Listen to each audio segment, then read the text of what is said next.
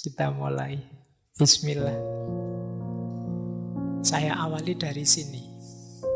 Banyak orang mungkin bertanya, mengapa sih relasi kita dengan Allah itu harusnya relasi cinta?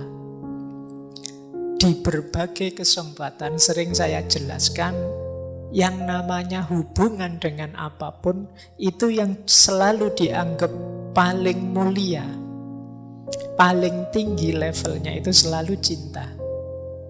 Saya sering menggambarkan dari sisi hierarki nilai sesuatu, itu kan ada yang paling rendah itu orang yang tidak mau berhubungan sama sekali. Di atas itu orang yang mau berhubungan karena dorongan kewajiban-kewajiban. Jadi saya diperintah oleh dosenku ini mau, kenapa diwajibkan begitu? Karena saya mahasiswa, saya wajib patuh pada dosenku. Nah, ini level kewajiban. Saya diperintah orang tua mau, kenapa? Kewajiban saya. Nah, ini naik satu level. Ada lagi satu level lebih tinggi di atas kewajiban, yaitu kebutuhan. Kalau kebutuhan itu kita tahu untungnya. Saya patuh pada orang tua karena kalau saya tidak patuh nanti sangunya mandek, transferannya macet, bahaya ini. Aku butuh ini transferan dengan orang tuaku, kalau tidak dapat ini tidak bisa hidup aku. Nah, ini level kebutuhan. Wah, ini diperintah pimpinanku harus patuh ini, kalau tidak patuh dipecat, gawat aku. Nah, ini relasinya relasi kebutuhan. Ada pamrihnya. Relasi yang pamrih ini biasanya kalau pamrihnya hilang atau menyusut atau tidak ada, ya kita biasanya sudah tidak terlalu patuh lagi, pinginnya bubar saja, tidak usah ada relasi. Karena pamrih kita sudah hilang. Kadang-kadang kan ada orang itu sama Allah relasinya kebutuhan. Terus dibilangin, kalau kamu rajin baca doa ini 40 hari, wah kamu tiba-tiba akan dapat rezeki, keinginanmu mesti terpenuhi. Wah, terus kita rajin wirid selama 40 hari, hari ke-40 kita ngitung, ini keinginanku terpenuhi apa enggak ya? Ah, ternyata enggak, besok enggak usah wiridan lagi. Nah, ini kenapa? Pamrihnya hilang. Maka ada relasi tertinggi yang selalu orang menyebut relasi tertinggi ini, yaitu relasi mahabbah, relasi cinta. Kalau di relasi cinta ini orang tidak lagi mikir kebutuhanku, keinginanku, tapi kebutuhan, keinginan yang dicintai. Kalau dalam agama, karena yang kita cintai Allah, berarti semuanya karena Allah saja. Bahasa kita biasanya pakai istilah lillahi ta'ala. Oke, maka yuk kita mulai malam hari ini nawaitunya lillahi ta'ala. Bukan karena macam-macam, bukan karena kangen ngaji, ketemu saya, bukan karena dan segala alasan yang lain, lillahi ta'ala. Baik. Nah, mengapa sih kita harus mencintai Allah? Kalau di Fathur Rabbani, pertama-tama karena Allah sendiri sudah sangat mencintai kita. Itu niscaya sudah. Jadi di Fathur Rabbani disebut Allah Azza wa Jalla mencintaimu bukan karena dia butuh padamu, tapi memang karena Rahman Rahimnya, kasih sayangnya padamu. Jadi Allah itu sudah lebih dulu sangat cinta, sangat sayang pada kita. Dan pasti bukan kebutuhan, wong Allah itu maha kaya. Jadi tidak mungkin Allah itu terpaksa menyayangi kita atau butuh sesuatu pada kita, tidak. Dia mencintaimu bukan untuknya, namun untukmu. Orang yang mencintai itu ya selalu untukmu, tidak untukku yang mencintai. Kalau orang mencintai kok masih untukku, itu biasanya belum puncak cintanya. Aku mencintaimu biar aku tenang, biar aku gembira, biar kalau masih aku, saya tidak bilang itu bukan cinta, tapi belum paripurna cintanya. Puncaknya cinta itu ketika sudah tidak ada aku lagi, yang ada hanya kamu. Dan Allah sudah lebih dulu seperti itu kepada kita. Buktinya banyak. Ya yang hadir malam hari ini mungkin ya buktinya paling mudah itu ya kita bisa hadir malam hari ini dengan situasi sehat, gembira, meskipun harus pakai masker. Ini kan sesuatu yang menunjukkan bahwa Allah masih mengizinkan kita, masih meridhoi kita.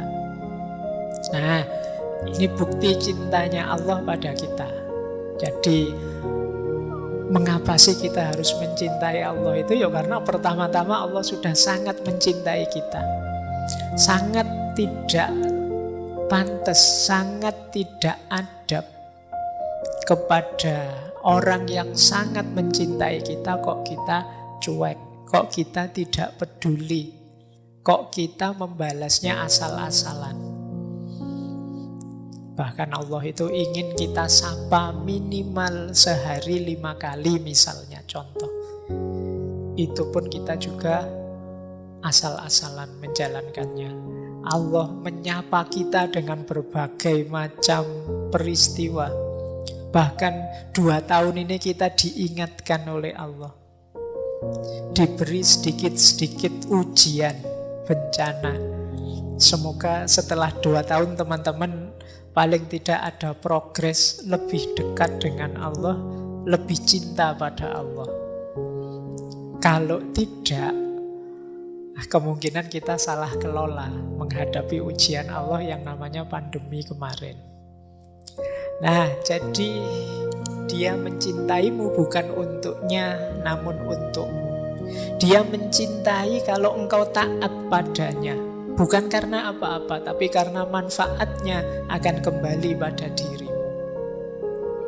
Jadi apapun yang diperintahkan oleh Allah nanti kembalinya pasti pada kita. Karena itu hendaklah engkau segera menghadap pada yang mencintaimu. Ini hati-hati ya memaknai segera menghadap. Wah, berarti saya harus menghadap, berangkat ke rahmatullah ini Pak. Tidak begitu maksudnya. Jadi maksudnya apa? Yuk hidupmu itu mungkin kemarin-kemarin madepnya kemana-mana. Ada yang madepnya pada kuliahnya, ada yang madepnya pada target-target duniawi apa, ada yang madepnya macam-macam. Tapi sekarang yuk kita menghadapnya satu-satunya kepada Allah saja.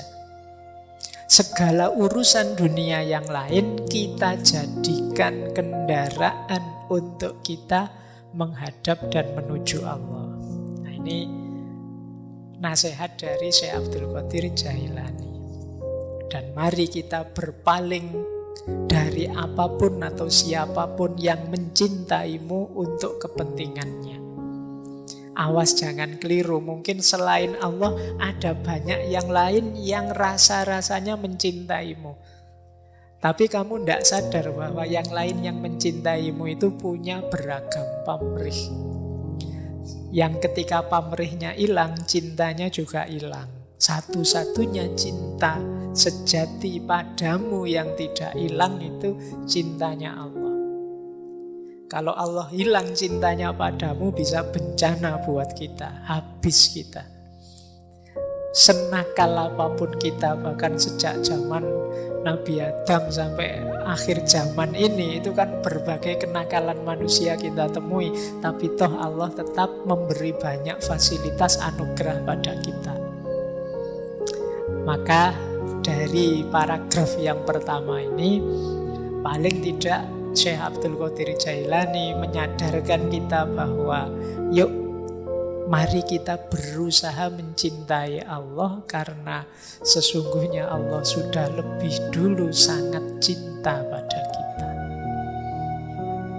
Oke, ini untuk menyadarkan kita pertama-tama ya, biar tidak terpaksa mencintainya. Karena tidak mungkin orang kok mencintai dengan terpaksa. Orang itu Pura-pura taat bisa, tapi pura-pura cinta tidak bisa. Jadi misalnya ya, saya sebenarnya tidak cinta padamu. Saya tak pura-pura cinta saja. Pura-pura cinta itu kan mungkin mulutnya ngomong cinta atau perilakunya menunjukkan cinta, tapi hatinya tidak. Loh, kalau hatinya tidak itu kan tidak ada nilainya. Dan hanya kita yang tahu apakah yang di dalam ini isinya cinta beneran atau tidak. Mungkin masih rajin apel, mungkin masih rajin mention, masih rajin WA, tapi sebenarnya sudah tidak ada rasa, sedang ngelirik-ngelirik dengan yang lain misalnya. Nah, hanya kita yang tahu. Maka rajin ke masjid mungkin masih, tapi apakah itu pertanda cinta pada Allah atau kewajiban saja atau kebutuhan, hanya kita yang tahu.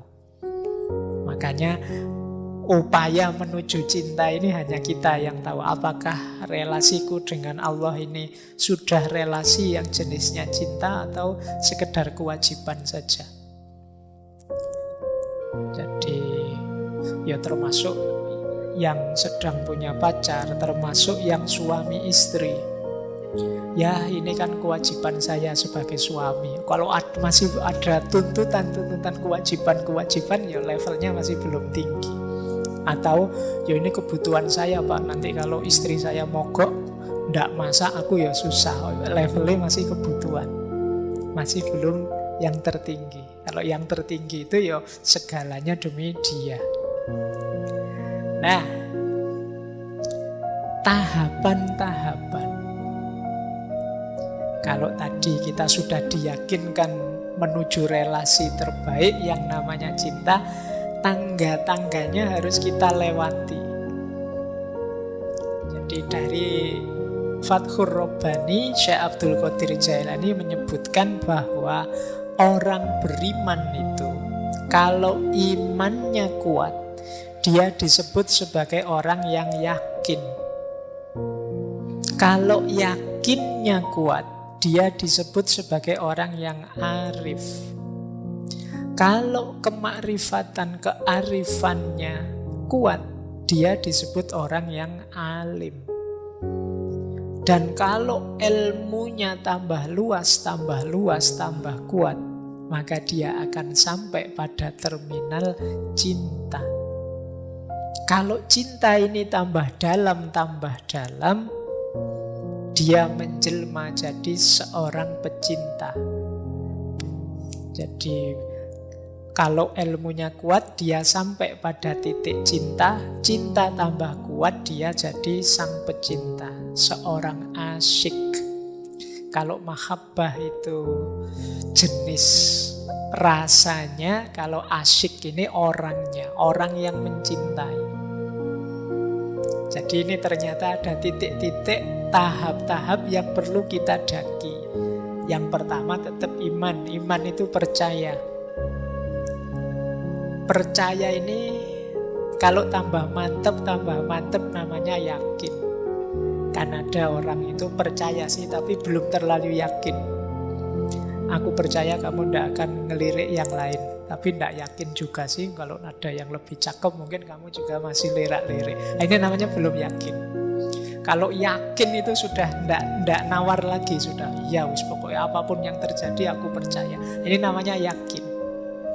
Nah, yakin ini membuat orang arif. Kalau yakinnya pada Allah itu dia akan terbuka hijab. Terbuka hijab itu terbuka kesadarannya betapa nilainya Allah, betapa penting posisinya Allah dalam hidup ini. Ini namanya orang arif. Terbuka sekarang rahasia. Dalam tasawuf kadang disebut makrifat. Semakin dalam makrifat, nanti dia jadi alim. Tahu tentang Allah akan memicu pengetahuan tentang banyak hal yang lain. Tentang dunia ini, tentang syariatnya, tentang manusia. Semakin luas pengetahuan kita tentang segala sesuatu, maka akan muncul rasa cinta kita pada Allah.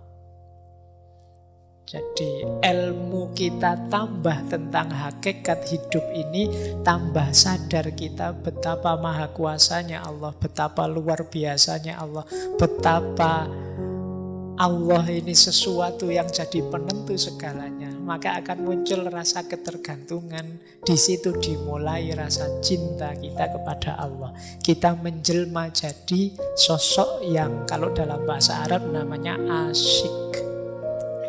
Asyik itu tidak sekedar tahu, tapi bisa menikmati. Nah, orang yang mencintai Allah itu berarti orang yang bisa menikmati Allah, menikmati hadirnya Allah, menikmati kekuasaannya Allah, menikmati segala skenario Allah yang ditetapkan untuk hidup kita. Nah, inilah tahapan-tahapannya yang harus kita lewati. Nah, kalau kita sudah jadi asyik, orang yang sudah bisa menikmati Allah, itulah kata Syekh Abdul Qadir Jailani, kita ini orang yang cukup, orang yang dekat, dan orang yang bahagia. Orang yang cukup berarti kita tidak akan butuh lagi apapun yang lain, cukup Allah saja. Orang yang dekat itu berarti orang yang memang senantiasa sadar hadirnya Allah dalam hidupnya. Dan orang yang bahagia itu berarti orang yang saya bilang tadi bisa menikmati, gembira terus. Nah, ini setelah melalui tahapan-tahapan tadi, iman, yakin, arif, alim, mahabbah, dan asyik.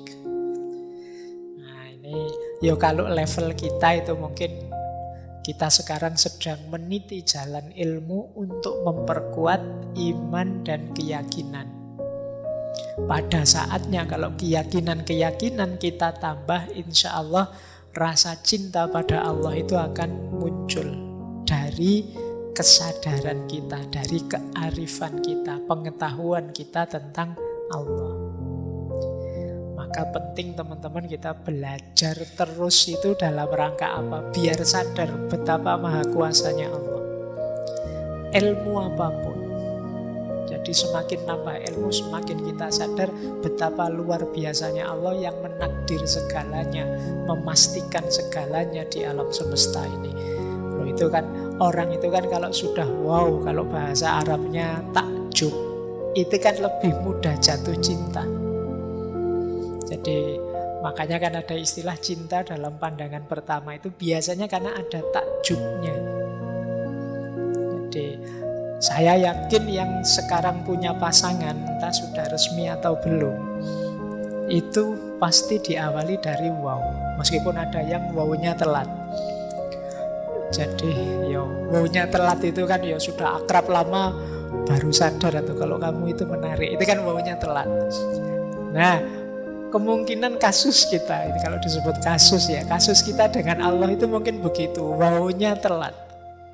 Alhamdulillah, tapi kalau kita mengalami momen wow ini, karena kita lebih dekat untuk bisa jatuh cinta pada Allah.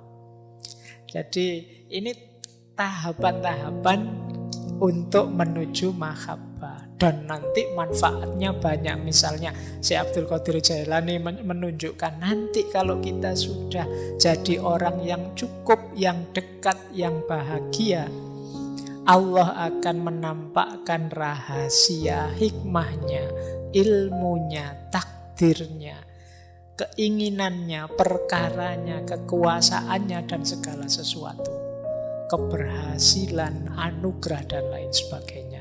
Ini manfaat-manfaat dari kedekatan dan cinta kita kepada Allah. Baik, lanjut. Letaknya di mana? Kalau ini kita sudah hafal sejak di berbagai sesi. Letaknya mahabbah, cinta itu ada dalam hati. Jadi semua obat, kata Syekh Abdul Qadir Jailani, terletak dalam penyerahan diri di hadapan Allah. Memutus kausalitas, mengosongkan diri dari Tuhan-Tuhan selain Tuhan Al-Haq. Terapi yang manjur terletak dalam pengesaan Allah menurut hati, bukan lisan. Tauhid dan zuhud, keduanya tidak ada dalam tubuh atau lesan.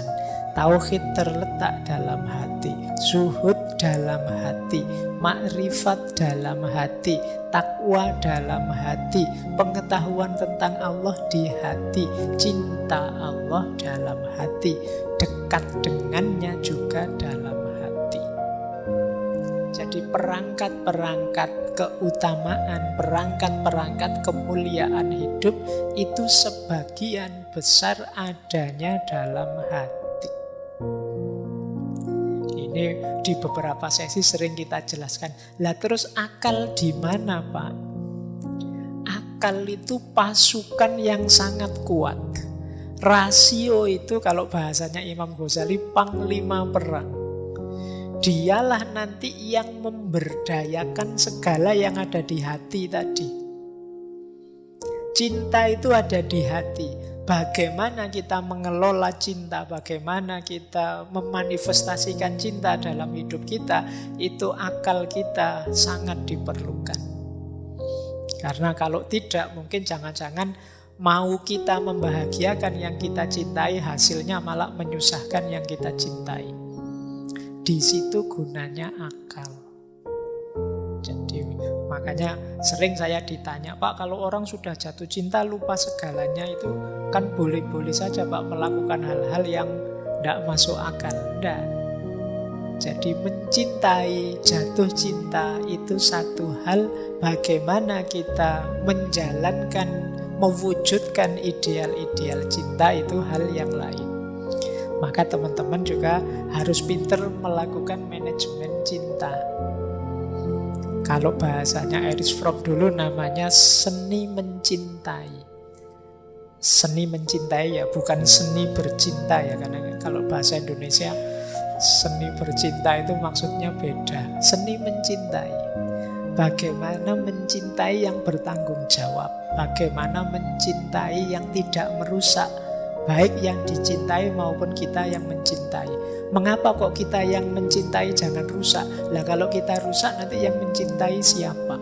Yang menghidupkan cinta siapa? Baik, jadi letaknya mahabbah ada di dalam hati. Berarti apa? Kalau hati rusak, hati gelap, hati salah orientasi, ya segala kemuliaan kan tadi bisa rusak, bisa gelap, bisa salah orientasi termasuk cinta. Jadi ada orang yang jatuh cinta melakukan banyak perbuatan yang akhirnya malah menghancurkan nilai cinta itu sendiri. Pasti bukan cintanya yang salah, tapi hatimu yang gelap. Kamu kehilangan orientasi, kehilangan kiblat, sehingga cinta itu kamu jalankan dengan cara yang negatif. Akhirnya sesuatu yang mulia jadi rusak. Sering saya jelaskan ya, kalau ada air bersih atau ada susu yang bersih dimasukkan dalam wadah yang kotor beracun, itu yang terjadi adalah susunya jadi susu beracun, bukan wadah bersusu. Kebalik. Jadi kalau ada wadah yang kotor dan beracun diberi susu yang bersih, pasti susunya jadi kotor. Hati kita juga begitu, dia tempat bersemayamnya cinta. Kalau hatinya rusak, kotor, keruh, beracun, diisi cinta yang mulia, yang suci, hasilnya kayak susu tadi. Susunya bisa jadi beracun. Itu yang membuat kadang-kadang orang salah paham cinta itu menyengsarakan, cinta itu menyakitkan. Cinta itu, ya mungkin cinta itu menyakitkan karena mungkin kemarin hatimu isinya banyak pamrih-pamrih kotor duniawi misalnya. Mosok Pak, saya sakit sekali Pak, saya pacaran itu berapa tahun, pegang tangan aja belum dapat misalnya. Pikiranmu ke situ terus, akhirnya kamu sakit sendiri, salahmu dewe, targetmu ke sana. Nah mungkin sama Allah juga begitu. Saya itu sebenarnya ya ingin dekat cinta sama Allah, tapi saya berdoa tidak dikasih-kasih Pak. Saya pingin misalnya nilai saya asal jangan tidak lulus saja. Ada yang tidak lulus, padahal saya berdoa sudah mati-matian itu Pak. Saya pakai puasa segala saya pakai. Ternyata tetap terancam DO saya.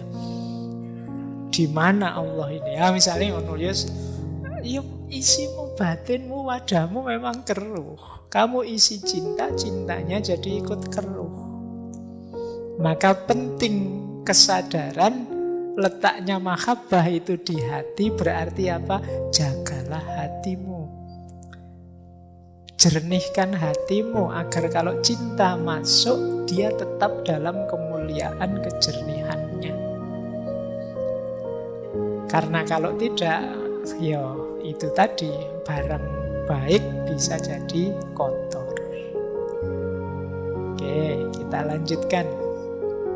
Nah, kalau sudah ngerti, sekarang kita awali dari syarat-syaratnya. Syarat-syarat mahabbah. Yang pertama, ini saya bilang ya, teman-teman nanti kalau buka Fathur Rabbani, paragraf-paragraf yang saya kutip ini pasti ada, tapi tidak urut. Jangan dicari urut ya, slide awal mesti lebih awal saya bilang tadi.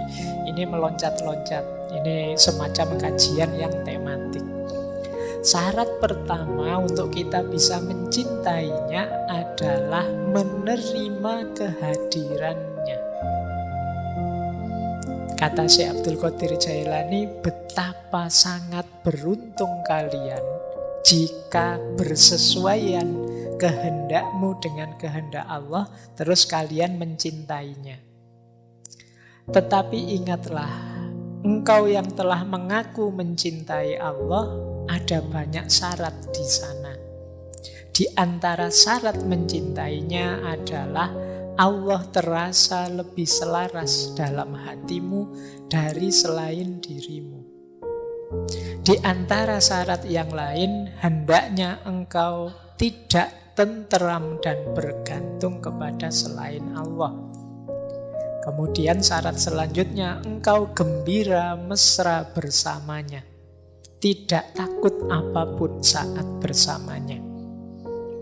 Bila kecintaan pada Allah bersemayam di kalbu seorang hamba, ia senantiasa akan serba mesra bersamanya dan membenci apa yang mengganggunya. Jadi kata Syekh Abdul Qadir Jailani, ada syaratnya. Mengapa sih kok Pak saya jatuh cinta pada Allah itu sulit? Lebih mudah jatuh cinta pada yang lain, jatuh cinta pada idol-idol yang lain lebih mudah, kok sama Allah sulit? Mungkin karena kita belum memenuhi syaratnya. Yang saya ringkas dengan satu kalimat, menerima hadirnya. Jadi menerima hadirnya Allah itu kalau bahasanya Syekh Abdul Qadir Jailani, selaras, kita sesuaikan keinginan kita dengan keinginannya Allah. Nah, kita cocokkan. Ini biasanya orang kalau sudah cinta otomatis ini terjadi. Tapi kalau belum cinta itu kan harus dicocokkan dulu. Persis seperti kalian misalnya sedang ngejar-ngejar siapa dalam rangka nembak misalnya, itu kan kalian menyesuaikan ritme dengan dia yang kalian kejar. Dia biasanya sukanya misalnya makan di warung mana, itu kan kalian ikut ke warung situ. Atau dia senengannya apa, kalian juga ikut begitu. Dalam rangka apa? Menyelaraskan ritmenya, biar nanti kita nyambung.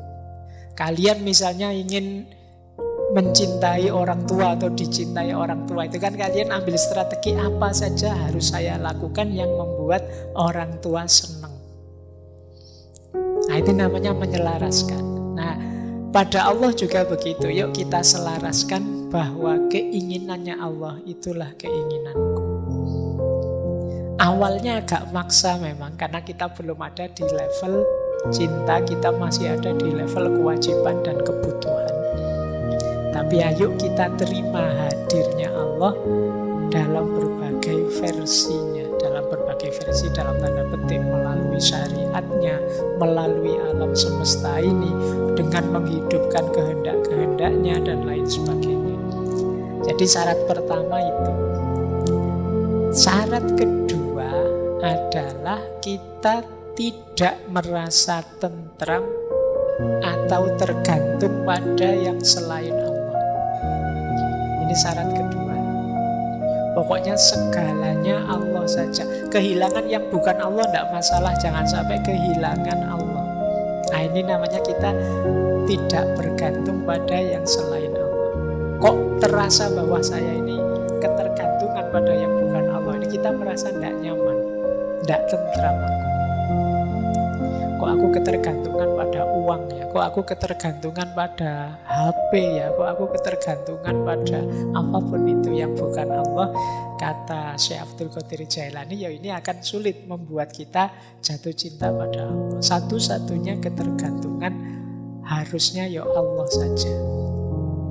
Jadi ketergantungan itu kan rasa tidak bisa lepas. Kan hari ini kita banyak secara tidak sengaja menampilkan ketergantungan kita. Wah, saya kalau tidak ada HP tidak bisa, Pak. Itu ketergantungan. Saya kalau tidak ada laptop tidak bisa, Pak. Itu ketergantungan.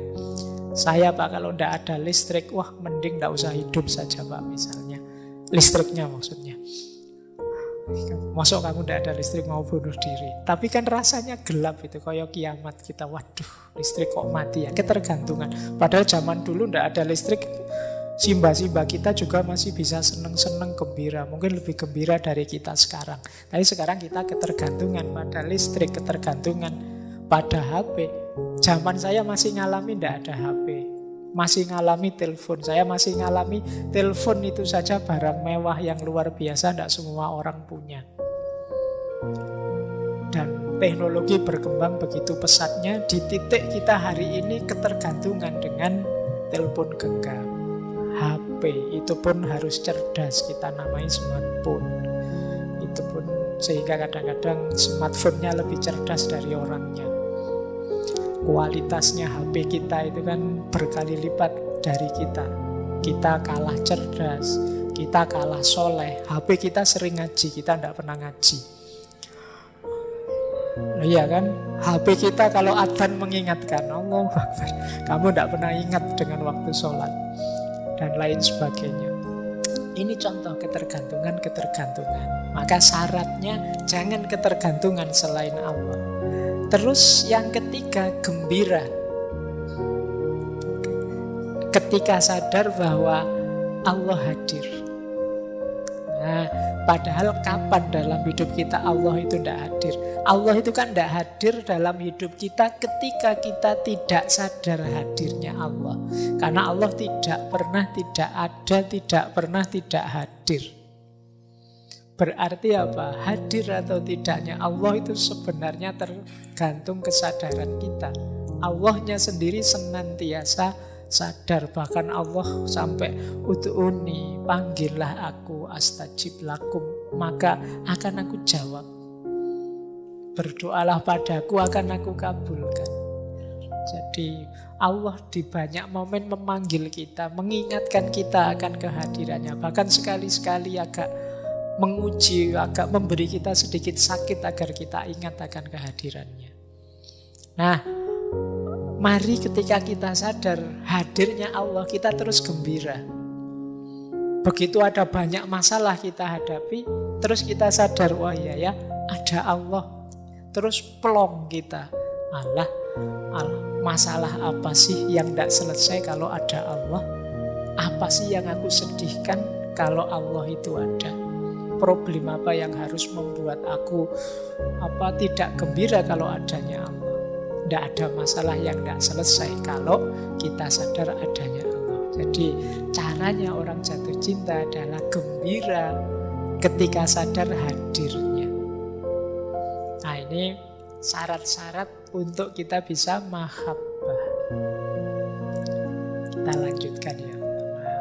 Ini masih panjang. Nah, syarat kedua, ini berhubungan dengan ketergantungan tadi, yaitu membuang cinta dunia.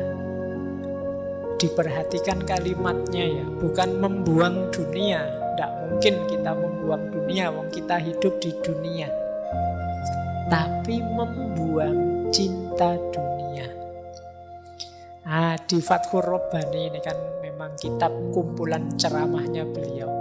Jadi Syekh Abdul Qadir Jailani menyatakan, wahai kaumku, sesungguhnya yang membuatmu putus dari makrifat kepada Allah dan mengenal para walinya adalah karena kesenanganmu pada dunia, ambisimu pada dunia, kecintaanmu berlomba menumpuk kekayaan. Ya, orang yang cinta pada dunia biasanya terus berambisi pada dunia, terus dia berlomba-lomba menumpuk dunia. Yang itu kan kalau di Al-Quran disindir alhaqumut takasur. Jadi menumpuk harta kekayaan dunia itu seperti orang yang haus dan minum terus-menerus dan hausnya tidak hilang. Makanya terus ingin minum terus, tidak ada akhirnya. Orang dengan ciri ini ya sulit dia akan sadar hadirnya Allah atau membelokkan orientasi hidupnya menuju Allah. Jadi sudah salah orientasi. Maka itu Syekh Abdul Qadir Jailani selanjutnya mengingatkan, siapa yang hatinya ditempati rasa dunia, lenyap sifat waroknya. Warok itu kalau dalam tasawuf wirai, jadi keterjagaan diri. Jadi warok itu orang yang sangat terjaga, baik dari dosa kecil apalagi dosa besar, termasuk dari hal-hal yang tidak patut, tidak etis, tidak beradab. Ini orang warok. Jadi melakukan yang tidak pantas saja, yang tidak etis, tidak estetik saja dia menghindar. Apalagi yang dosa, apalagi yang salah. Ini orang warok. Jadi orang yang menjaga kehormatannya. Nah, orang itu bisa wirai kalau dia tidak cinta dunia. Begitu dia cinta dunia, biasanya daya waroknya hilang. Daya penjagaan dirinya longgar. Cenderung kemudian jadi permisif. Yang penting enak, yang penting untung, yang penting nyaman. Ini kan yang ditawarkan oleh dunia semua. Nah, jadi kata Syekh Abdul Qadir Jailani, orang yang cinta dunia, lenyaplah waroknya. Bahkan yang tinggal hanyalah antara halal dan haram saja. Asal halal tidak apa-apa loh. Ini halal kan Pak, kan kita sering begitu. Berhenti di halal haram saja. Ya halal haram itu standar minimal. Kalau di agama ini kan aspek hukum. Di atas itu masih ada moral, masih ada etik. Bahkan di atas itu ada pantas, tidak pantas, estetik. Orang yang hanya selesai di level halal haram ya kurang jauh mainnya.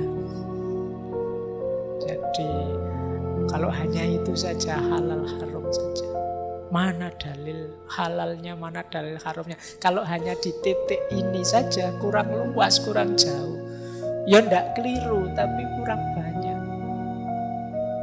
Misalnya kalian sholat itu kalau laki-laki yang mazhab Syafi'i dari pusar sampai lutut.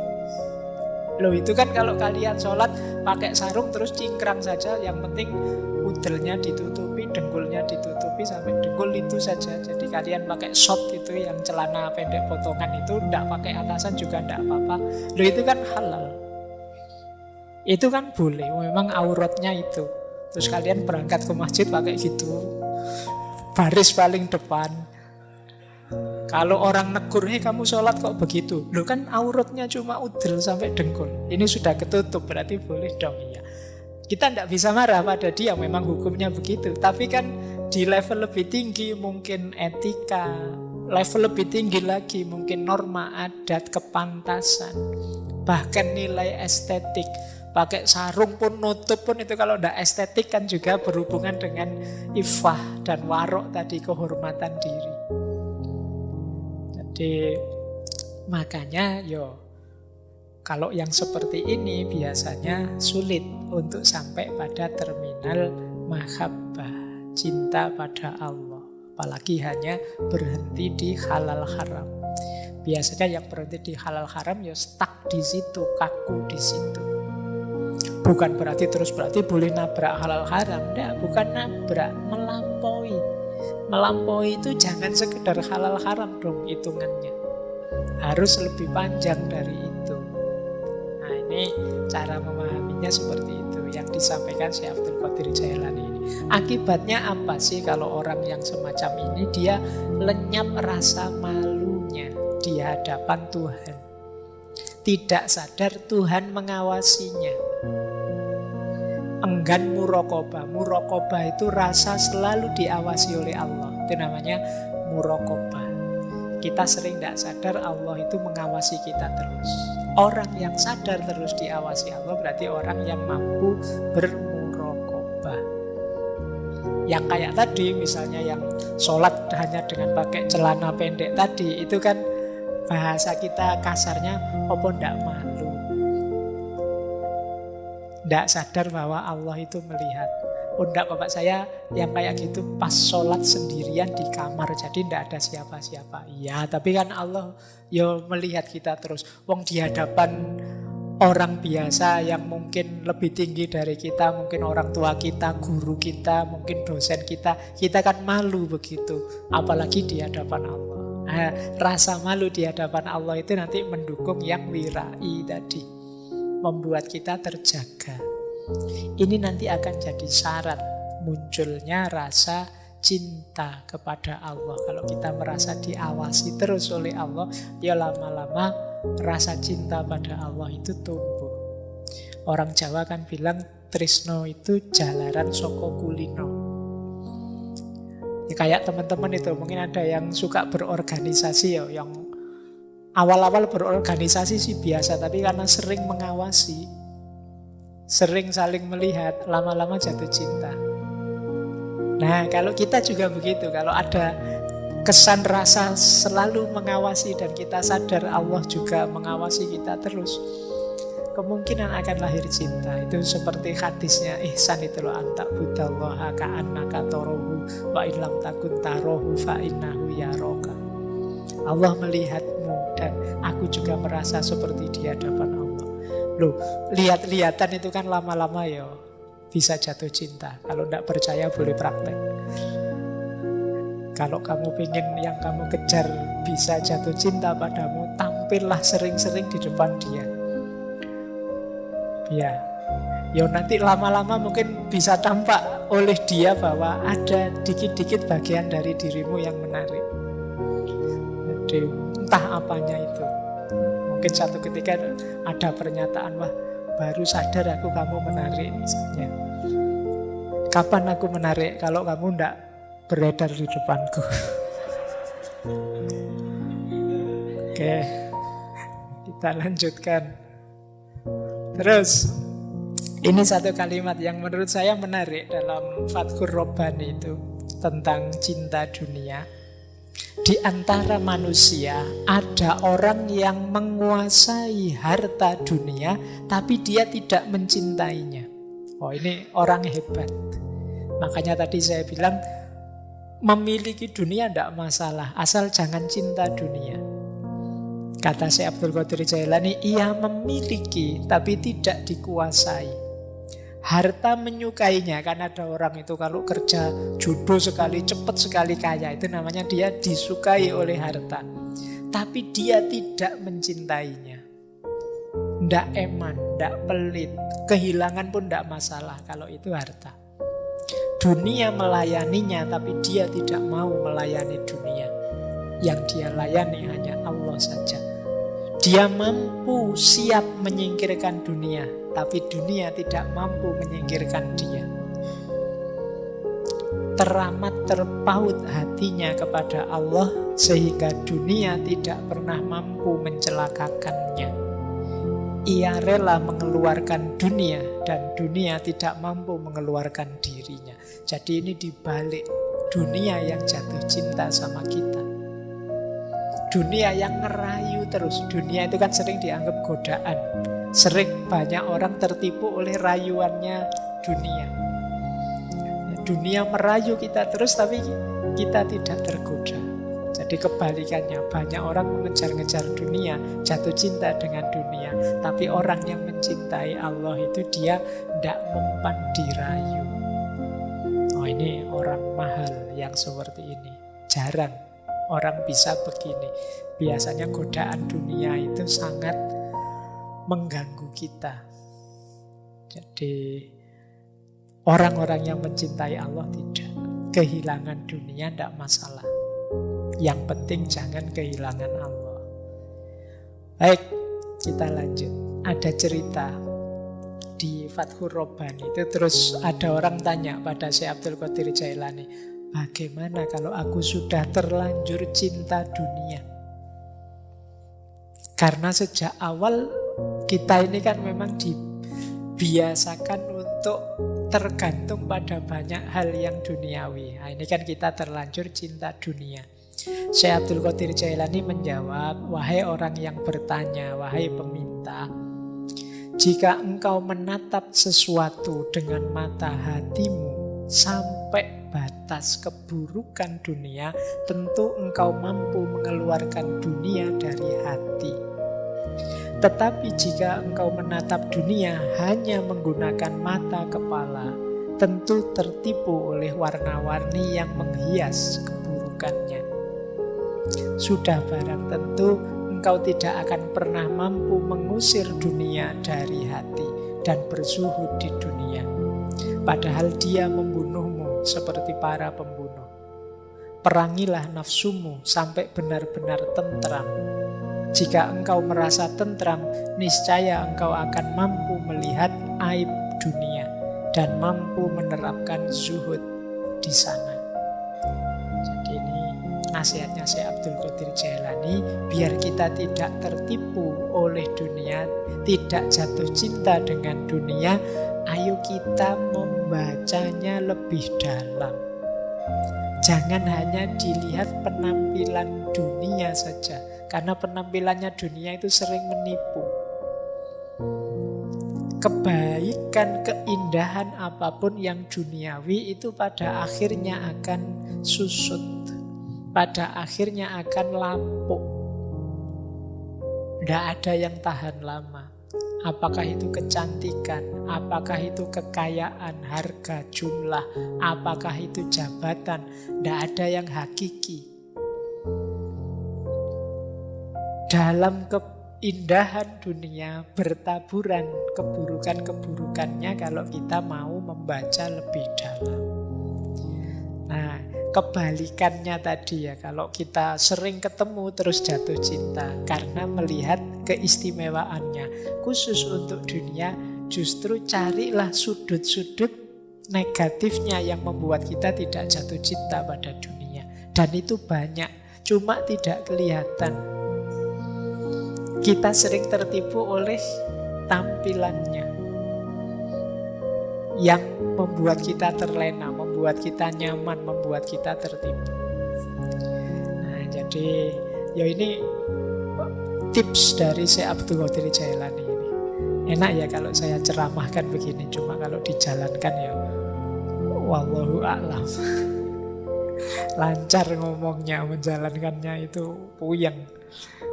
Jadi yang penting itu deh, dijaga. Ayo latihan tidak jatuh cinta dengan dunia. Paling tidak begini, seandainya kita lepas hal apapun dari dunia, jangan kita putus asa sampai segitunya. Seandainya kita menginginkan sesuatu yang duniawi, jangan sampai kita begitu ambisinya. Itu saja dulu sudah luar biasa. Karena orang itu punya kecenderungan kalau bercita-cita sesuatu yang duniawi itu seolah-olah kalau itu diperoleh terus hidup kita pasti beres. Padahal manusia itu keinginannya tidak pernah ada kata berhenti. Ya seperti al-hakumut takasur tadi. Ya kayak teman-teman yang sekarang jatuh cinta dengan siapa, dikejar sampai mati-matian. Percayalah nanti kalau sudah nembak diterima terus jadi, itu rasanya sudah berbeda daripada waktu ngejar. Yang pengalaman mesti ngerti ya. Yang belum pengalaman agak sulit membayangkannya. Yang belum pengalaman itu masih berpikirnya, pokoknya Pak, kalau tidak dia mending aku mati saja. Kalau tidak dia mending, meski masih begitu. Tidak sadar bahwa kalau target-target duniawi itu tidak ada yang sempurna. Dia fana, dia pasti lapuk, layu, hancur di level apapun. Termasuk rasa cinta yang duniawi. Pasti akan semakin menyusut. Beda dengan cinta kita kepada Allah. Nah, tadi sudah syarat-syaratnya, sekarang sifat-sifatnya. Orang yang mencintai, menurut Syekh Abdul Qadir Jailani, ada beberapa karakter. Kalau teman-teman ingin tahu saya ini sudah cinta apa belum, yang pertama, ciri paling mudah adalah selalu ingin dekat, selalu ingin bersama. Kata Syekh Abdul Qadir Jailani, jika engkau masih takut dan berharap pada manusia, maka dia menjadi Tuhan, mempertuhankan manusia. Jika engkau masih menghadapkan hatimu pada dunia, maka engkau adalah budak dunia dan dunia menjadi Tuhanmu. Padahal baik manusia atau dunia yang kamu cintai itu tidak abadi. Tidak ada cinta yang abadi kecuali cinta hamba pada Allah. Seorang pecinta tidak akan meninggalkan kekasihnya, baik saat suka maupun saat menderita. Orang yang mencintai itu tidak lari dari yang mencintai saat sulit, apalagi saat bahagia. Selalu pokoknya ingin dekat terus, dalam suka dan duka, kayak di lagu-lagu itu. Meskipun dalam kenyataannya kan sulit. Biasanya kita manusia itu cenderung nyari enak, nyari nyaman. Begitu enak iya sih, ayo bersama-sama. Tapi begitu tidak enak terus ingin menarik diri. Nah, ini sebenarnya belum cinta yang sejati. Masih ada kalkulasi untung rugi. Masih nilainya di level kebutuhan tadi, belum cinta. Kalau itu cinta, ya memang susah senang bersama. Meskipun ya manusia hari ini kan cenderung apatis. Kalau saya ngomong cintailah kekasihmu dengan susah senang selalu bersama, itu kan kita terus agak sinis gimana gitu. Itu lagu Pak, itu kan kita begitu. Kita tidak percaya lagi dengan yang begitu-begitu hari ini. Padahal ya memang parameternya kesejatian itu di situ. Jadi ya kecuali memang hari ini mental kita sebagian besar kan memang mental dagang. Kita mau ya kalau menguntungkan kita, kalau tidak ya enggak. Nah, ini cirinya berarti apa? Itu sudah cinta beneran. Kalau senang susah, ayo. Yang penting kita dekat terus. Makanya kata Syekh Abdul Qadir Jailani ya seperti tadi, susah senang bersama. Yang kedua, sifatnya pecinta adalah tanpa syarat. Kata Syekh Abdul Qadir Jailani, wahai para pendusta, engkau mencintai Allah ketika mendapat nikmat. Tetapi ketika mendapat bencana, engkau lari dari Allah, seakan-akan putus cinta dengan Allah. Seorang hamba diukur dengan ujian. Manakala tetap teguh engkau bersama Allah dalam musibah bencana, berarti engkau memang mencintai Allah. Jika engkau berubah, sungguh engkau seorang pembohong. Jadi ciri kedua cinta itu adalah tidak bersyarat. Jadi tidak ada syaratnya. Syaratnya asal engkau bahagia, asal engkau ridho ya Allah. Kalau ini cinta pada Allah, asal jangan usir aku dari dekatmu ya Allah. Nah ini kalau hubungannya dengan Allah. Jadi memang tanpa syarat, unconditional love, cinta yang tanpa syarat. Itu yang cinta yang sejati, termasuk pada Allah. Jadi kalau masih ada jika, kalau dengan syarat, aku mencintaimu asalkan kamu mau ini ya, asalkan kamu mau itu ya, ini masih belum sejati. Saya tidak bilang itu bukan cinta, mungkin proses menuju cinta, tapi belum murni cinta. Masih ada perhitungan untung rugi. Biasanya kalau tidak beranjak dari perhitungan untung rugi ini, kalau dia merasa tidak untung lagi di situ, ya dia menarik diri. Atau syarat-syaratnya tidak terpenuhi, dia menarik diri. Mengapa engkau cinta padaku? Karena engkau cakep. Itu kalau cakepnya hilang, kan syarat cintanya hilang. Karena engkau kaya, itu kalau kayanya hilang, syarat cintanya hilang. Berarti ya cintanya ikut hilang. Tidak tanpa syarat. Kepada Allah juga begitu. Saya mau dekat cinta sama Allah, Pak. Biar apa? Biar kalau saya ingin apa-apa terkabul semua. Bayangkan kalau saya minta ini terpenuhi, minta itu terpenuhi, asik sekali. Jadi Allah itu kita posisikan kayak lampunya Aladin. Itu kan di kisah 1001 malam itu kan ada simbol sindiran yang luar biasa pada kita, namanya Aladin. Ini pengarangnya luar biasa, 1001 malam itu tokohnya adalah Aladin, orang yang berpegang pada agama. Tapi tujuannya apa? Biar dapat lampu yang apapun keinginannya terpenuhi. Jadi kadang-kadang Allah itu kita posisikan kayak lampu ajaib. Jadi kalau kita sedang butuh, kita gosok-gosok, kita ya Allah semoga kan terus. Dia hanya kita jadikan alat pemenuh keinginan kita saja. Relasi kita dengan Allah harusnya kan kita ini hambanya, Allah yang merintah kita. Tapi kita sering kitalah yang merintah-merintah Allah. Sehingga kalau tidak terpenuhi kita marah-marah. Ya Allah, kan saya sudah minta cum laude, Mas. Masa lulusnya kok IP-nya cuma sekian? Apakah engkau tidak tahu maksudnya cum laude itu apa ya Allah? Jangan-jangan kamu begitu. Jadi kita sering memposisikan Allah begitu. Allah itu seperti lampu wasiatnya Aladin. Nah, ayo latihan kita levelnya lebih tinggi sedikit. Kita hubungan kita dengan Allah dasarnya cinta. Nah, ini lanjutannya, sifat seorang pecinta itu tabah, tangguh kalau ada kesulitan. Makanya di Fathur Rabbani ada cerita satu ketika seorang laki-laki mendatangi Rasulullah. Wahai Rasulullah, aku ini sangat mencintaimu. Terus Rasulullah menjawab, siapkan dirimu dengan kefakiran sebagai pakaianmu.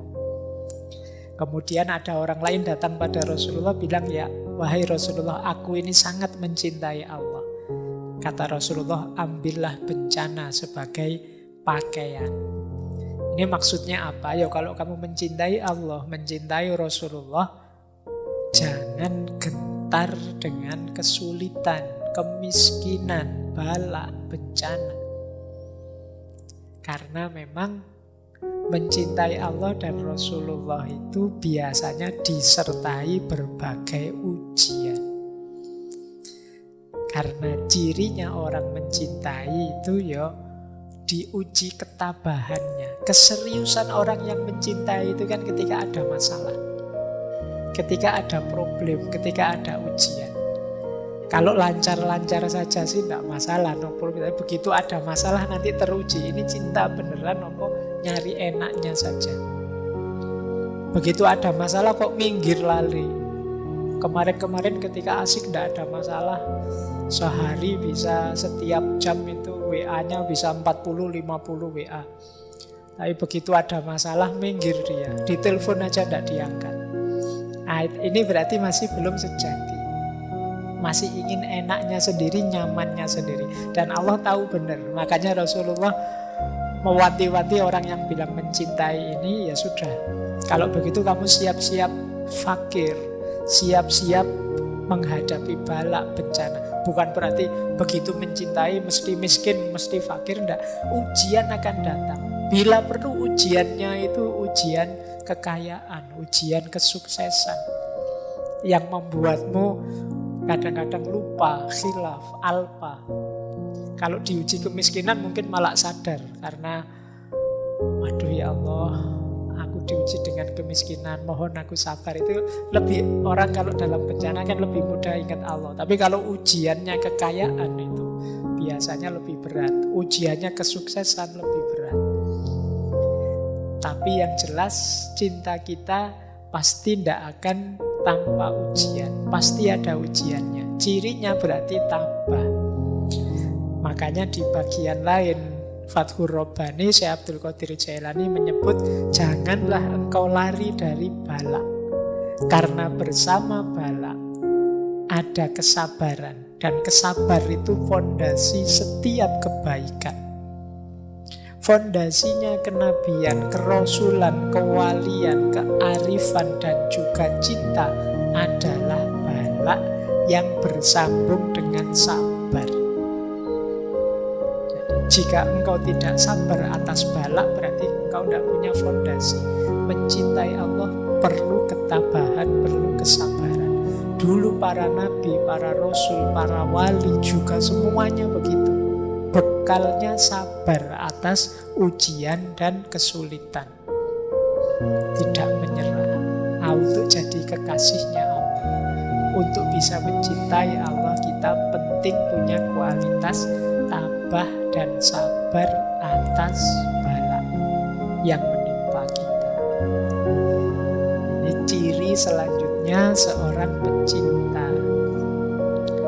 Kemudian ada ciri lagi, yaitu menomorsatukan yang dicintai, bahkan dari dirinya sendiri.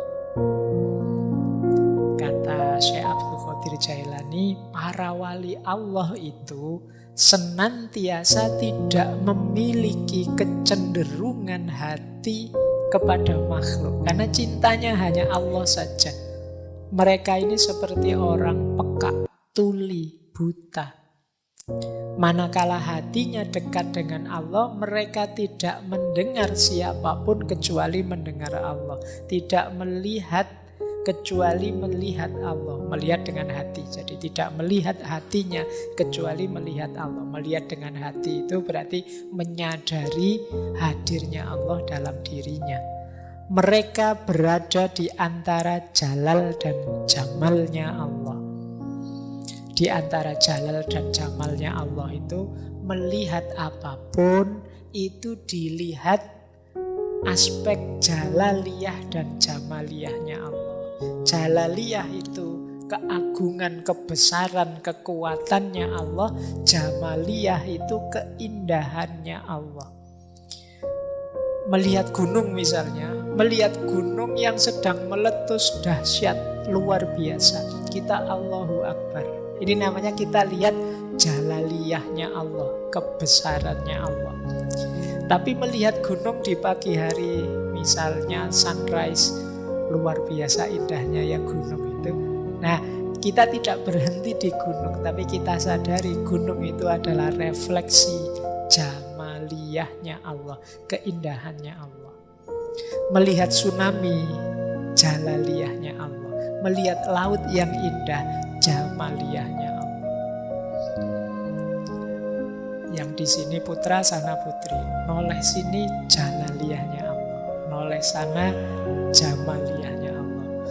Karena saya cowok, nanti kalau yang pembicaranya putri mungkin dibalik. Kalau lihat putra, jamaliyahnya Allah. Banyak yang ganteng-ganteng. Kalau lihat yang putri, kebesarannya Allah. Dan lain sebagainya. Jadi seorang pecinta itu membaca segala sesuatu dari perspektif yang dicintai. Yang dicintai selalu nomor satu. Ketika kalian jatuh cinta misalnya, itu kan kalau jalan-jalan di mall misalnya, nonton misalnya orang jual baju, terus kamu mikirnya, wah yang saya cintai itu Pak, sukanya baju warna hijau ini loh Pak. Dia sukanya baju model. Jadi yang kamu pikir duluan yang dicintai. Begitu masuk ke restoran, wah ini kalau sama pacar saya Pak, dia biasanya pesen es teh ini Pak, biasanya pesen tempe biasanya itu. Karena saya memang ngajaknya cuma ke angkringan. Adanya ya menunya cuma itu-itu. Tapi kan yang terkenang itu memang keinginan yang berhubungan dengan yang kamu cintai, bukan keinginanmu sendiri. Ini namanya menomorsatukan yang dicintai. Oke, jadi ini karakternya orang yang mencintai. Di antara syarat cinta pada Allah adalah tiadanya irodah di dalam jiwa dan tidak terrepotkan oleh dunia, akhirat atau makhluk yang lain. Satu-satunya orientasi hanya Allah saja. Bahkan para sufi itu, misalnya dulu ketika kita mengkaji Robi'ah Al-Adawiyah, bahkan surga dan neraka pun tidak lagi menggoda mereka. Satu-satunya target hanya Allah saja. Kan Robi'ah Al-Adawiyah itu kan ada syairnya bahwa ya Allah, Engkau ciptakan neraka, berikan itu pada orang-orang yang memusuhimu. Engkau ciptakan surga, berikan itu pada orang-orang yang mematuhimu. Kalau aku, tidak usah engkau beri apa-apa, tidak apa-apa, asal engkau izinkan aku dekat selalu denganmu. Itu Robi'ah Al-Adawiyah. Jadi bukan neraka, bukan surga tujuanku, tapi engkau ya Allah. Itu kan hidup ini sepenuhnya lillahi ta'ala, hanya untuk Allah saja. Nah ini gaya seorang pecinta yang dinomorsatukan yang dia cintai saja. Nah diilustrasikan oleh Syekh Abdul Qadir Jailani di salah satu bagian kitab Fathur Rabbani itu beliau mengutip kisahnya Laila Majnun. Jadi kalimat lengkapnya begini, wahai orang yang mencintai Allah, cintamu tidak sempurna sampai engkau bersungguh-sungguh menjadikannya sebagai kewajiban. Segala yang engkau lakukan adalah sepenuh perhatian. Jadi sepenuhnya untuk Allah saja. Bahkan kayak kewajiban. Mungkin teman-teman tanya, Pak dalilnya mana Pak? Wajib mencintai Allah. Itu misalnya kalian tanya begitu. Kata Syekh Abdul Qadir Jailani, pokoknya ayo kita jadikan mencintai Allah itu sebagai kewajiban. Biar ada dorongan. Meskipun cinta itu, kewajiban itu levelnya di bawah cinta, tapi menuju ke sana ayo kita agak menekan diri kita untuk sampai ke sana. Jadikan dirimu seperti orang yang gila kepada Laila. Nah ini analoginya kayak yang kita kaji dulu, cerita Laila Majnun. Qais Ibnu Mulawah yang dia kekasihnya Laila. Ini kan banyak orang menganggapnya gila. Ketika cintanya sudah tidak tertahan lagi, ia menjauh dari keramaian manusia, lalu merantau ke padang belantara, tempat-tempat binatang buas. Banyak orang bertanya, lu Qais itu lu jatuh cintanya pada Laila, kok malah keleleran, apa bahasa Jawa nih, mengembara kemana-mana, ke padang-padang pasir, ke hutan belantara. Mbok yo muter saja di desanya Laila. Ini sebenarnya analogi, saya sering bilang ini kisah ini analogi cinta ilahiyah, cinta kepada Tuhan. Jadi kalau kita cinta pada Allah, ada satu hal yang harus kita jalankan, namanya uzlah, menyendiri untuk bersama Allah. Makanya Qais itu ke padang-padang pasir, ke hutan-hutan, dalam rangka berdua saja dengan yang dicintai. Ini sebenarnya simbolisme dari uzlah. Ia menjauh dari keramaian manusia, mengasingkan diri, menjauh dari pujian atau celaan manusia. Padahal pembicaraan manusia tentang Qais itu selalu berisi olok-olokan saja. Dia ini selalu diketawain orang, dianggap orang gila. Tapi kata Syekh Abdul Qadir Jailani, ia rela dan mereka benci. Dia ridho, tapi banyak orang yang membenci dia dengan cintanya. Nah, satu ketika ada yang bertanya kepada Qais ini, siapa kamu? Dia menjawab, Laila. Dari mana asalmu? Dari Laila. Kemana tujuanmu? Laila. Oh, ini menarik ya. Coba kalian ganti kata Laila itu dengan Allah. itu nanti klop dengan beberapa pandangan para filsuf. Hakikat diri kita, kalau yang paling dalam itu kan wa nafakha fihi min ruhi, ada unsur ilahiyah. Maka aku yang sejati itu Laila. Yang ini ketika diucapkan oleh beberapa sufi secara vulgar oleh orang yang tidak paham dianggap sesat. Dari mana asalmu Laila? Asal kita kan dari Allah, dan kamu mau kemana Laila? Kembali pada Allah. Inna lillahi wa inna ilaihi roji'un. Jadi Qais ini diajak ngobrol apapun tidak nyambung. Dia nyambung kalau diajak ngobrol semacam ini. Kata Syekh Abdul Qadir Jailani, dengan demikian telah nyata bahwa Qais ini buta selain pada Laila.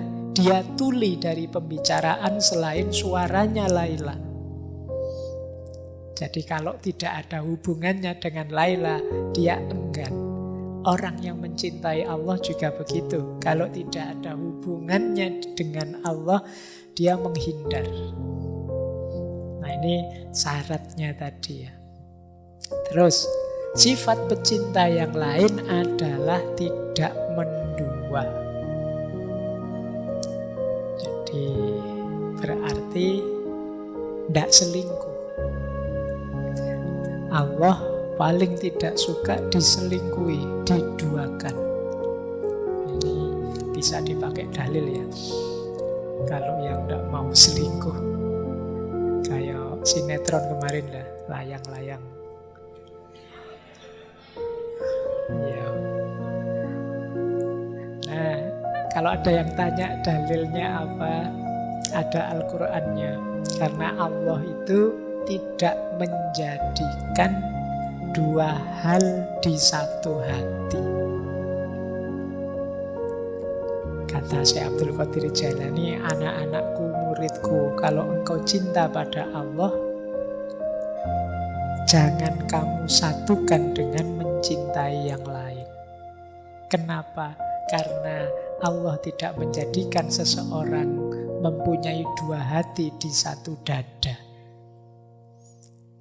Jadi kata Syekh, dunia dan akhirat sulit kalau digabung jadi satu.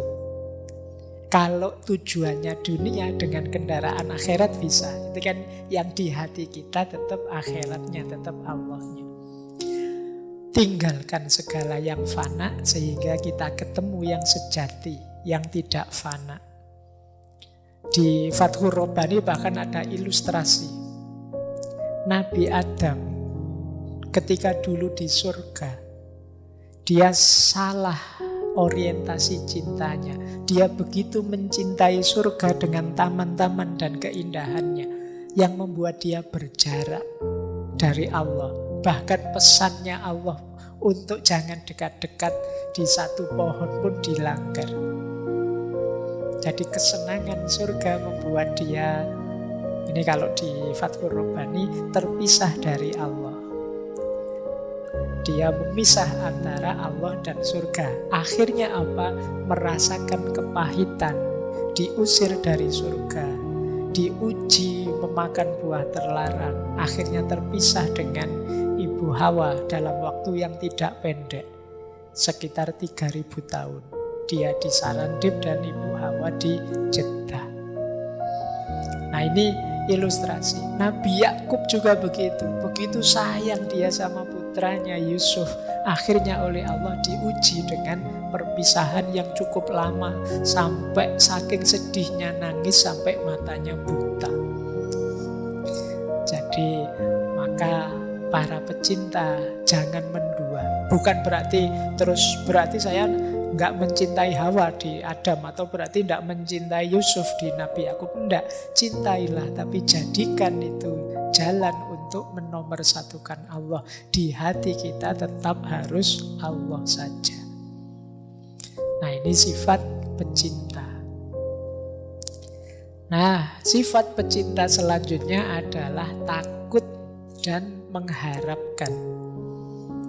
Nanti silahkan teman-teman dibaca sendiri ya. Yang penting saya jelaskan maksudnya. Orang yang mencintai itu takut kehilangan yang dicintai dan mengharapkan ridhonya yang dia cintai.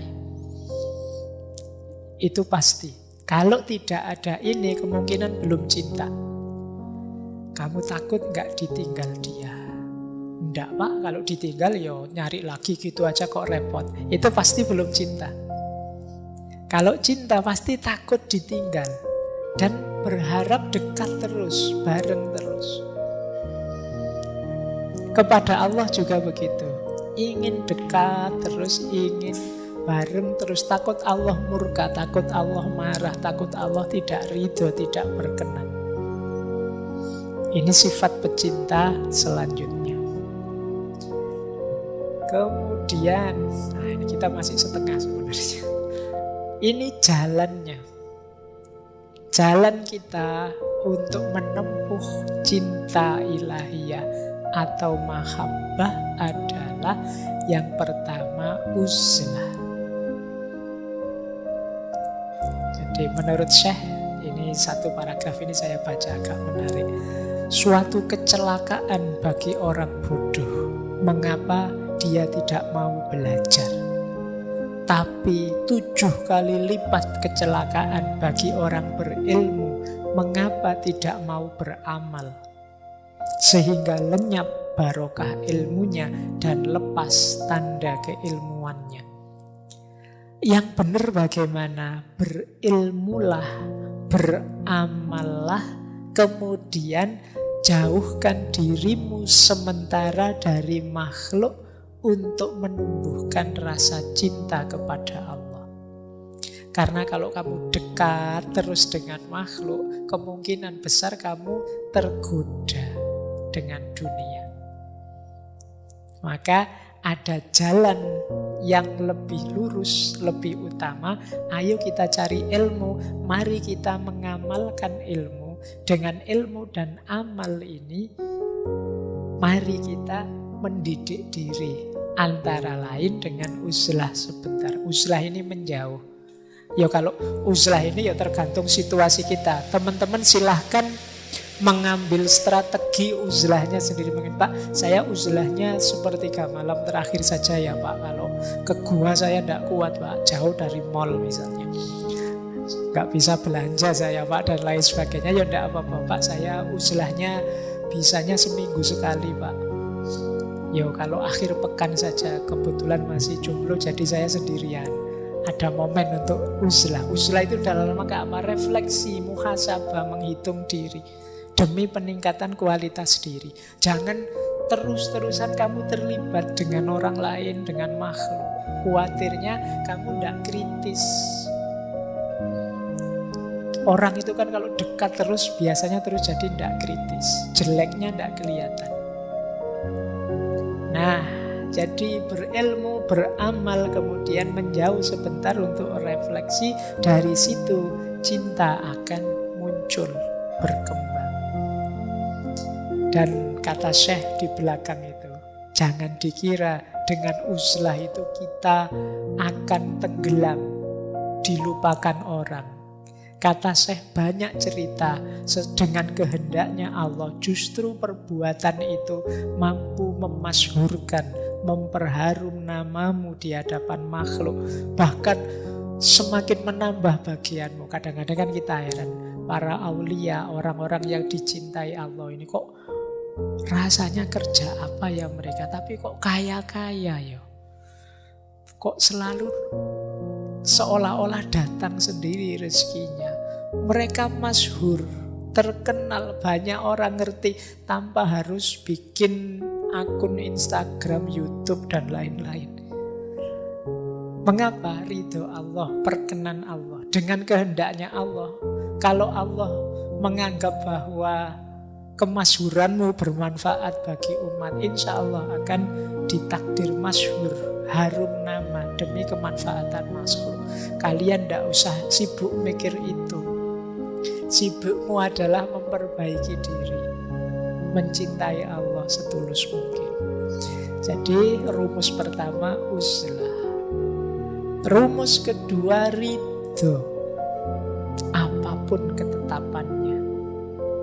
Orang yang dicintai Allah tentu rela atas ketentuannya, tidak memerlukan pertolongan dari selain Dia. Baginya kepahitan seorang fakir adalah kenikmatan, ridho kepadanya dan merasa nikmat jika bersamanya. Letak kaya itu di pikiran, nikmat jika sedang merasakan sakit, jinak jika berada dalam ketakutan. Alangkah beruntung wahai orang yang sabar, wahai orang yang rela, wahai orang yang memadamkan hawa nafsunya. Saya lanjutkan. Pecinta Allah adalah tamu di sisinya. Dan tamu tidak milih makanan, minuman, pakaian yang disediakan oleh tuan rumah dalam segala situasinya. Namun jika ia senantiasa terus-menerus berdiam, sabar, rela, maka kepada tamu yang seperti itu katakan, gembiralah atas apa yang engkau lihat dan jumpai. Jadi ini maksudnya, cirinya untuk jalan kita mendapatkan cinta pada Allah adalah ridho. Kita ini ibarat tamunya Allah. Kita ini sahabat yang sedang bertamu kepada Allah. Makanya kita dekat dengan Allah. Tamu yang baik itu tidak milih, tidak pesen makan minum, milih makanan. Kan kita kalau bertamu kan tidak pesen. Wah, saya bertamu siang-siang nih haus, saya minta es teh 2, es teh, kan tidak begitu. Terserah saja tuan rumah ngasih apa, aku ridho, aku rela. Ini menunjukkan kita sayang pada yang kita tamui, yang kita dekati. Dan percayalah yang kita tamui itu, kalau dia sayang pada kita, karena ini Allah pasti sangat sayang pada kita, yang diberikan pasti yang versi terbaik untuk kita. Meskipun karena keterbatasan kita, mungkin kita sering kurang bisa membaca versi terbaik ini. Kadang-kadang kita membacanya dianggapnya itu siksaan, dianggapnya itu ujian berat, padahal mungkin manfaatnya banyak. Kayak kita bertamu terus disuguhi jamu misalnya, itu kan bagi kita, wah, orang bertamu kok disuguhi jamu, ya ini dianggap kita orang sakit, apa pahit loh, itu tidak enak diminumnya. Kita tidak sadar bahwa disuguhi jamu itu nanti selesai bertamu kita akan segar luar biasa. Daripada kita disuguhi teh yang sangat manis, yang nanti begitu pulang nanti gula darahnya naik misalnya, dan lain sebagainya ilustrasinya. Maka ridhoi saja, relakan saja apapun pemberian Allah. Nah, jalan mahabbah yang lain adalah ibadah. Jangan lupa Syekh Abdul Qadir Jailani itu selain sufi juga faqih. Jadi beliau madhab Hambali. Bahkan ada yang bilang beliau ini pernah jadi mufti di Mesir. Nah, kata Syekh, jika ibadahmu benar, pasti Allah mencintaimu. Itu yang engkau rasakan di hatimu, yang membuat hatimu mesra bersamanya. Takorrub pun tanpa disertai susah payah, dan engkau tidak merasa kesepian karena Allah bersamamu. Lalu engkau terus-menerus ridho kepadanya dalam segala hal. Bahkan andai saja dunia ini terasa sempit dan peluang-peluangnya tertutup bagimu, engkau merasa Allah yang maha luas tetap bersamamu.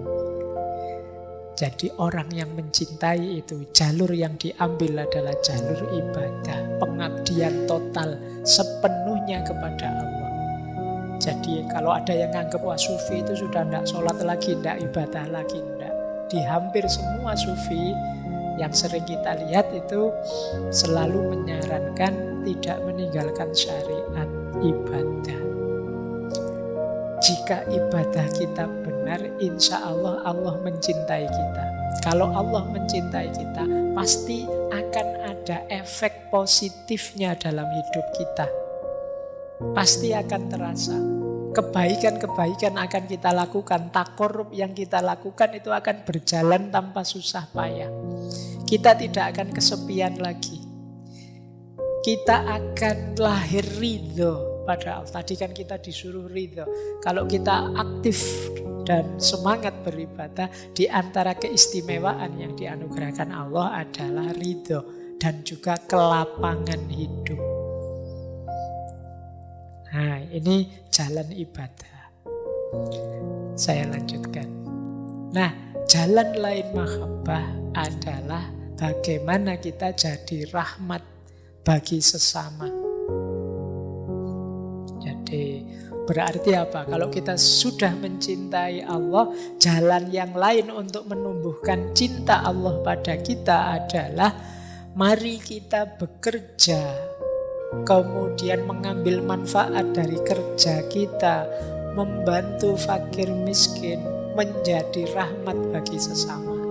Ringkasnya, mari kehadiran kita bernilai positif, kontributif pada sekeliling kita. Jangan hanya kita senang-senang gembira karena kedekatan kita pada Allah, kita juga harus peduli sesama. Kita juga harus ikut bersama-sama ngajak mereka, ngajak yang lain untuk juga dekat dan mencintai Allah. Berarti hadir kita jadi rahmat bagi sesama. Kata Syekh, beliau mengutip sabda Rasulullah, manusia itu adalah keluarganya Allah. Dan manusia yang paling dicintai Allah adalah yang paling berguna bagi keluarganya. Mari kita jadi orang yang paling berguna bagi keluarga kita. Siapa keluarga kita? Manusia. Semuanya saja. Ini jalan cinta. Jadi jalan untuk menumbuhkan cintanya Allah pada kita dan cinta kita kepada Allah. Nah, jalan yang lain adalah melakukan segalanya demi dan untuk Allah. Jadi, kalau ini sudah sejak awal tadi kita jelaskan, orang yang mencintai itu melakukan apapun niat awalnya karena Allah dan tujuan akhirnya untuk Allah. Mengapa aku melakukan ini? Karena aku tahu Allah ridho dengan yang aku lakukan ini dan tujuannya juga untuk Allah. Jadi dari Allah menuju Allah. Kemudian kita tambah satu lagi aspek, hasilnya apa sih? Mahabbah itu menurut Syekh Abdul Qadir Jailani, buahnya mahabbah yang pertama, kalau ini efek ya, semacam dampaknya. Yang pertama adalah keselamatan. Di paragraf yang saya kutip itu, Syekh Abdul Qadir Jailani mengutip dua orang kekasihnya Allah. Yang pertama Nabi Ibrahim, yang kedua Nabi Musa. Nabi Ibrahim diselamatkan oleh Allah ketika Allah berfirman pada api, jadilah dingin dan menyelamatkan. Jadi orang yang mencintai Allah, dia akan selamat dari apinya dunia, dari terbakar oleh hawa nafsu duniawi. Dia juga sebagaimana Nabi Musa yang diselamatkan dari tenggelam oleh lautan.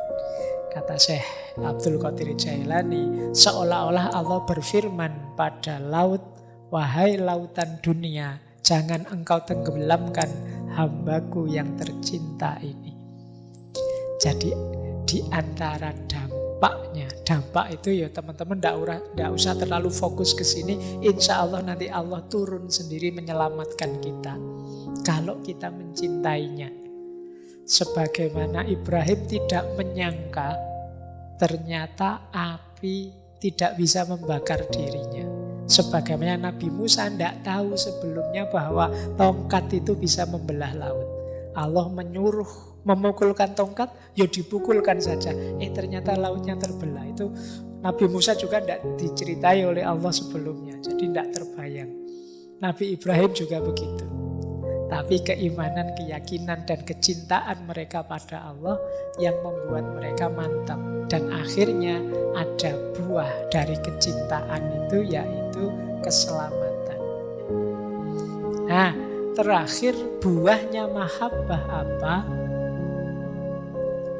Ketika kita mencintai Allah, timbal baliknya tidak hanya Allah mencintai kita, tetapi sesama kita dan alam semesta pun akan mencintai kita. Kata Syekh Abdul Qadir Jailani, taubatlah padanya atas luka dosamu. Mendekatlah padanya dengan menjalankan kewajiban dan menjauhi larangannya. Tinggalkan dosa-dosa lahir dan batin. Berbuat baiklah yang nyata, karena itulah yang bisa mengantarmu ke pintunya, mendekat padanya, lalu dia mencintaimu, dan cinta itu membuatmu bisa cinta pada sesama. Rasa cinta padanya akan membuahkan cinta pada sesama makhluk. Dan pada gilirannya, bila Allah dan semua malaikatnya mencintaimu, semua makhluk pun mencintaimu. Jadi ketika kita mencintai Allah, Allah mencintai kita. Semua makhluknya pun pada gilirannya akan mencintai kita. Meskipun nanti di kalimat terakhir Syekh Abdul Qadir Jailani menyebut kecuali orang-orang yang kufur, yang ingkar, dan orang-orang yang munafik, yang palsu. Karena orang-orang ini ada pada gelombang yang berbeda. Mereka tidak ada di frekuensi kita, tidak selaras. Jadi energinya tidak selaras, tidak sama. Makanya dia sulit. Mungkin orang-orang yang palsu, yang munafik tadi justru benci melihat kita dalam cinta. Nah, terakhir, waktunya sudah jam 10 nanti. Ada satu bagian yang saya senang dari Syekh Abdul Qadir Jailani tentang cinta ini. Saya baca lengkap untuk menutup sesi kita malam hari ini. Ini peringatan pada anak-anak muda. Wahai anak-anak muda, kan yang malam hari ini yang hadir insya Allah muda semua, kecuali yang tidak. Yang tidak termasuk saya. Wahai anak-anak muda, waspadalah. Jangan sampai Allah melihat di hatimu ada selain dirinya. Nah, jangan sampai ada bibit-bibit cinta selain dirinya. Ya paling tidak malulah. Waspadalah, jangan sampai Allah melihat di dalam hatimu ada rasa takut kepada selain dirinya. Ada harapan kepada selain dia, dan ada kecintaan kepada selain dia. Hendaklah engkau berusaha membersihkan kalbumu dari selain dirinya. Hendaklah engkau tidak memandang kemudorotan ataupun manfaat, kecuali itu datang dari Allah belaka. Engkau selalu dalam rumahnya dan menjadi tamunya. Wahai anak muda, ingatlah bahwa segala sesuatu yang engkau lihat adalah wajah-wajah yang palsu. Dan yang engkau cintai adalah cinta yang semu, yang bisa membuatmu mendapat hukuman kalau tidak hati-hati. Jadi ini cinta dunia. Cinta yang benar dan tidak akan mengalami perubahan adalah cinta kepada Allah. Dialah yang seharusnya engkau lihat dengan matamu. Itulah cinta orang-orang siddiq yang dipenuhi limpahan keruhanian. Mereka tidak mencintai hanya dengan keimanan, tetapi juga dengan keyakinan dan kesaksian. Hijab atau tirai mereka tersingkap sehingga mereka bisa melihat perkara-perkara yang tersembunyi. Engkau melihat apa yang tidak mungkin dapat mereka jelaskan. Jadi orang-orang yang mencintai Allah ini, mereka ini terbuka hijabnya. Dia tahu banyak rahasia, sehingga mereka sendiri kadang mengalami karomah-karomah anugerah dari Allah. Kita melihat dari mereka kadang-kadang hal-hal yang tidak dapat dijelaskan. Semuanya anugerahnya Allah. Nah ini nanti bagian boleh diulang-ulang oleh teman-teman, karena menurut saya ringkesan dari yang saya jelaskan kurang lebih 2 jam tadi ya bagian ini. Untuk cinta pada Allah. Nah, terakhir, paling akhir, mungkinkah engkau sebut cinta Allah, sedang cinta itu engkau sertai dengan dusta, kemunafikan, dan riya atas namanya? Kalimat yang terakhir ini untuk kita hati-hati, yang akan merusak cinta 3 hal ini: dusta, kemunafikan, dan riya. Kalau cinta pada Allah berarti dusta, kemunafikan, dan riya atas nama Allah. Ini dipertanyakan oleh Syekh Abdul Qadir Jailani. Karena kalau ada dusta, kalau ada kemunafikan, kepura-puraan, dan ada riya, hanya ingin pamer saja, apa mungkin itu cinta? Baik, saya kira itu ya teman-teman untuk pemanasan kajian offline kita. Insya Allah nanti kita lanjutkan di tokoh selanjutnya, wali Allah selanjutnya di minggu depan di tema yang sama. Saya akhiri sekian, kurang lebihnya mohon maaf. Wallahul muwaffiq, wallahu a'lam bissawab. Wassalamualaikum warahmatullahi wabarakatuh.